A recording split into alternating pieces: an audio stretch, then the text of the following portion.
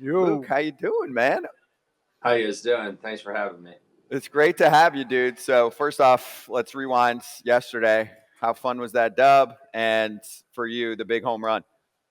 Yeah, it was a good win.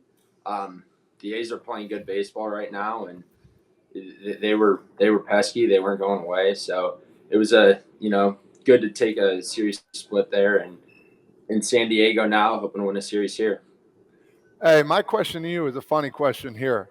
Uh, I googled you just to see, and for some reason, why did it come up through you throwing? You're a pitcher actually. As we googled you right there, you're on the mound. Look, it looks like you're throwing a little two seamer right there. What do you got? Yeah, no, it was just one of those little lob balls. Just trying not to get killed out there. How did you do? How did you do on the mound? It's not good. My All ERA is really high. I say, Kratzy, I don't know about you. I know you were on the mound one time, but I got a zero ERA, only 13 pitches pitched with the strikeout. So I'll take that Much every better day of the than Was week. that in the little league or? No, that was with the Mets. Struck out. Oh my God, he's on the Red Sox now. Kike? Duvall. Oh, Duvall. Adam Duvall. He wasn't happy on a knuck piece. Yeah, but Oh, the thing, yeah, got him with the old knuckleball. Yes. the thing is though, Luke, when you join the Tampa Bay Rays organization and you're a pitcher, let's say with a lot of talent, they unlock you. You know, like Robert Stevenson and Diekman joins. There's a billion names, right, in that bullpen for this past several years. Fairbanks, we'll get into for his other injury in a moment. But did they not show you what you needed to do to succeed on the mound? Like, hey, dude, you got a lot of ride on your heater. Let's bring it up in the zone a little bit. Yeah, no, they basically told me they were looking for first pitch strikes to keep the percentage up for the bullpen percentage. Other than that, they just wanted me to not get hurt. So I said, well, I'll lob it over the plate and see what I can do. Was that successful? You didn't get hurt? I didn't get hurt, but I did. I was doing the old chuck and duck, getting off the mound, making sure I wasn't getting a screamer back at me. But you sound like you need to ice your ego because your ERA is so high. My ERA it's not good. That is not good. But what I really want to know about what needed to be iced was that bat that you snapped over your leg the other day. Now, like, Todd never got angry. Todd actually never made any outs, so he didn't have to snap bats. But what I love about it, and I need you to tell me if this will work, you hit a lot of dingers. What do you have, 12, 15 homers this year? 12, yeah. 12. Okay, so you're going to hit probably 27 to 30 pumps, all-star game, you'll get to play in the all-star game, all that stuff. I need you on one of your moon shots to snap the bat over your leg and turn to the catcher and say, that's all this one had, and throw it and then run around the bases. Can you do that? I don't think I can. Honestly, I don't know why I've snapped bats over my legs. I think that was probably about the 5th time I've done it. But I'm serious, I black out, and it happens so quick that I don't think I could do it because I'm not angry in that situation. So it's all anger? It's all anger. But do you get a bruise on your thigh? No, actually, I don't even have a mark from the last one. So that's what I'm saying. You can do it. Yeah, but I have to be angry. I have to, there's just something that full commitment comes out when you're angry and you're seeing red. It's one of those things. You hit a home run, I'm not going to be fired up like that in the sense that I'm angry, where I feel like I could snap a bat. And if I'm not fully committed, that's when you really hurt your leg. Is there anything else that makes you that angry? Striking out 3 times? Yeah, that's striking out 4, I guess. 4. Okay, True. That's fair. How many times you've been kicked out of a game in your life? Once. Go on. Yeah, no. One time I argued balls and strikes, and we were in high A. I was arguing balls and strikes. 3rd strike out of the game, got tossed. So I guess that's what it takes. The 3rd strikeout's always the bad one. Did you want to snap the umpire over your leg when that happened? No. I really didn't even say too much. I was arguing balls and strikes. You're not allowed to do that, and I got run. So that was that. Hey, I got one for you. So this year you seem to come out of your shell a little bit, hitting really well. You hit your 12th home run talk to us about the adjustments you made, if any, anything in the offseason that you did, because this is stuff like I wish I knew, because I always did the same things and I kind of stayed same. But for me, I didn't look at film as much because I didn't like the side angle myself. But for you, like, was there something that clicked, or is there, somebody you talked to that you say, you know what, physically I need to do this, or mentally I need to do this? Talk about the adjustments you're making this year. We had a lot of conversations during the season last year about things we wanted to go into the offseason and work on.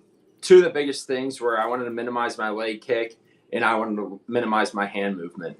So essentially I went into the offseason and I would take my normal load that I had for the last 5 years and get into that kind of launch position.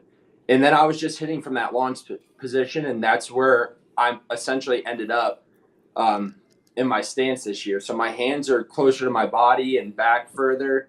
My stride is just a stride, not a leg kick. I think the minimized movement has helped me recognize pitches better, be on time to a little extra velocity that you see in the big leagues. So I think that they were big adjustments and have kind of led me on the right path. Now you said we. Who is we? Is that Motor in you? Is that Motor, Dan and Brady, two of our other hitting coaches here. I had the full conversation with all three of them here in the big leagues, and then Will Bradley last year was our AAA hitting coach, and he helped me a lot in that conversation as well. So Money was in there? Was Money, did he get in there and show you how to hit it, or is he just like, this is what you should do? Yeah, he told me. He just told you? Yeah, exactly. Now when Chad Mottola is who we were talking about when I said Motor. Chad Mottola and I were teammates. He taught me a lot of things, like don't change after games so you can wipe barbecue sauce on your undershirt that you wear. Yes. Like, he taught me a lot of valuable AAA type of lifestyle things. But he's an incredible hitting coach. Mm-hmm. Now, Money is the, what would you call him? He's like he's kind of more of like more of an analytics kind of guy, break down the swing like that. And Money is probably, just a tick bigger than my pencil. And Motor is an absolute hoss. Motor's like, he looks like he still plays, except for the gray hair and the fact that he needs a Red Bull to be able to open his eyes. But what can you take from both of those guys, with Motor having the career that he had and Money with all the respect that he has in how he can read different things? Like, how do you say, like, are there some days when you're like, hey, Money, I need to know what this is? And like other days you're like, hey, Money, shut up, I need to listen to Motor. Or how does that work for you? No, that's something that I think is really interesting here. They have kind of a hands-off approach, and they only help you when you want help, which for myself is all the time. I'm always looking for answers, new things, any kind of trick. So, I think Money has helped a lot in looking for tips as a hitter and other little things that, he brings to the table. And then on the swing side of things, Motor has just been fantastic. I mean, he'll catch me the day I had the bad day in Oakland. He came up to me after the game and was like, I think you're drifting forward just a little bit. So we went to the cage yesterday morning, really focused on not drifting forward, and it seemed to help.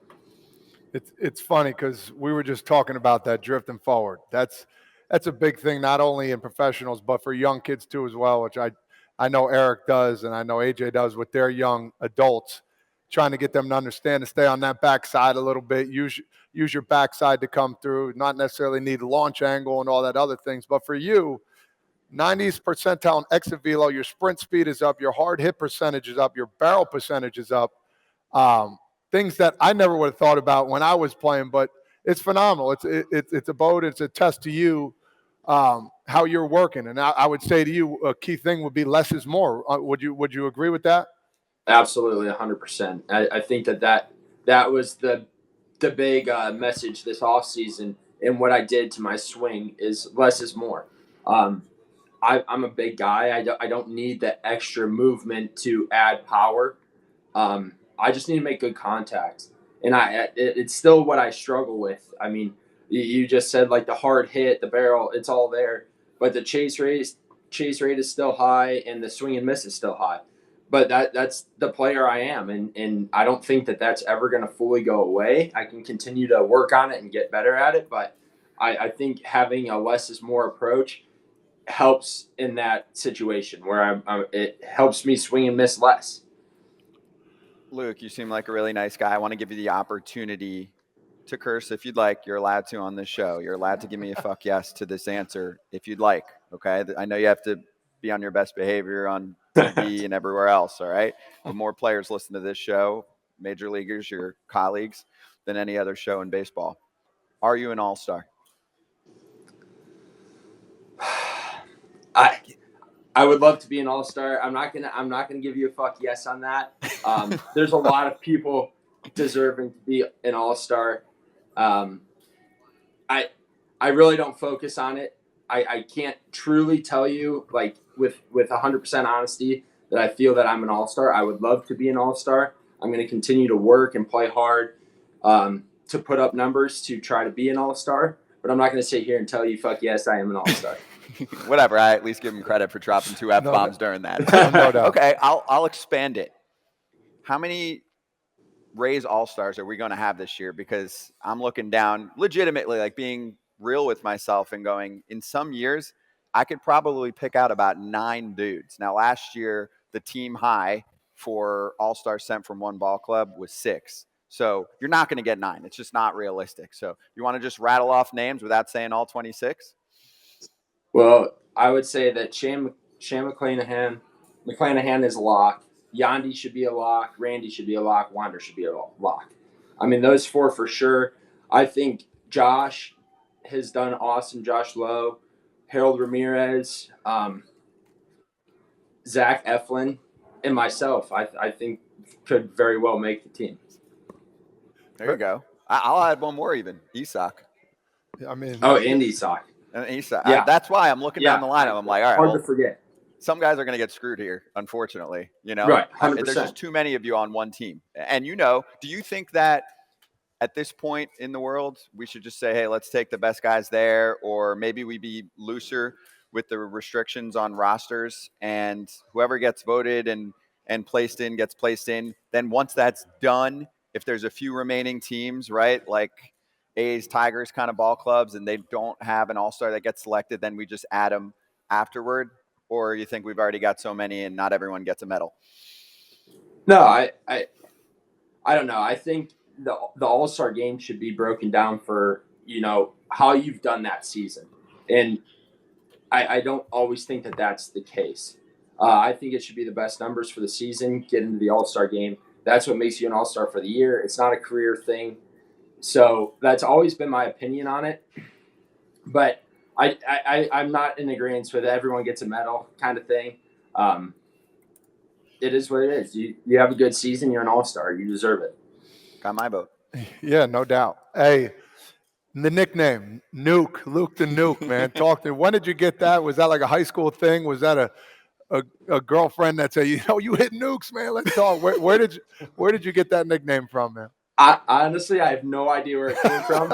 all of a sudden, people started saying nuke, nuke, nuke. I was hearing it around the clubhouse a little bit, and Brady North, one of the hitting coaches, kept saying, "Put on a T-shirt, put on a T-shirt." I'm like, What are you guys talking about?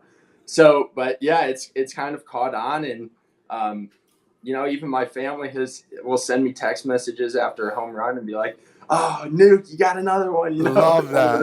Is mom calling you Nuke now? Hey, big dog. They call you big dog. Hey, let's go, Nuke. Keep it up. Is Mama Duke's calling you Nuke? Exactly. I love that. Hey, before I get to a few fan questions here watching live, you were part of history. They had the reverse boycott the other night. The Rays broadcast did an awesome job covering it. I mean, that is one of those games that you are going to tell kids, grandkids, friends about forever. How cool was it to be a part of that, where fans show up and represent a city that unfortunately is going to lose its ball club? Oh, it was really cool. I've never actually been a part of a playoff game in the big leagues, but I'll tell you what, if that's what a playoff atmosphere is like, it's going to be crazy. They were loud. They were into it. They were engaged. I mean, they got their point across. There's no question about that. Yeah, and they're playing good ball too for the Yeah, week. no doubt. Felt like a soccer match in Europe or something. They're just loud, banging drums, people screaming, chanting. I thought that was really, really cool of them to do that. Yeah, it was very unique and really special. So, Luke, I'll give you a few fan questions. Drew said, "Have you ever tried to do the Randy cross-armed celebration?" We do it. We'll do it in the outfield. We'll do it in the outfield after we win a game. I let Randy kind of do that. That's Randy's thing. I'm more of a high five and get my butt back into the dugout kind of guy. But that's Randy's thing, and I love it. I'm going to combine these two because they've got some similarities. So TJ said it would be interesting to hear him discuss Tampa's platoon approach and how it helps him get good matchups and situations to hit in. And then New Country Songs goes, all right, Nuke was drafted by the Dodgers, traded to Minnesota, broke out with the Rays. How has his thinking about the game, roster management, and strategy changed across each team? I think there's some similarities to that question with the platoon situation and just how they've been able to implement all of the talent on the roster to put them in the best situations. Yeah, I think the Rays do an absolutely fantastic job of it. It's one of those things that I know when a lefty's on the mound, I'm not going to be in the lineup unless they need me because somebody's banged up, and I'm completely content with that. It is what it is. That's how we play baseball, and that's how we win as many games as we've won this year. Oh, that's fair. I like it. And did they go over that with you? I mean, when does that come into the mix? And how do you keep yourself fresh against the other side? Because if someone goes down, you could have to jump into a spot like that. Yeah, I mean, you always stay ready and stay fresh in those situations. We have machines. I work off lefty breaking balls off the machine and do some other things off the machine to keep myself ready to face lefties. I mean, I still will face some out of the bullpen every now and then, but it's not even something that they really talk to us about. When I got traded over here, the one thing that they did mention was, hey, if you're not starting, that doesn't mean you're not playing today. And they've made that very clear. They're going to put you in. When they think there's a good matchup for you at the plate, they're going to put you in there. And if you were struggling, do you feel like you would be like, ugh, I hate that they don't put me in. I hate that, or is that just an excuse for guys who are struggling? And since you're having success, you're like, yeah, I love it. No, I mean, I haven't heard anyone say that this year. And we really haven't had too many struggling hitters. I think we've done a pretty good job staying out of that category.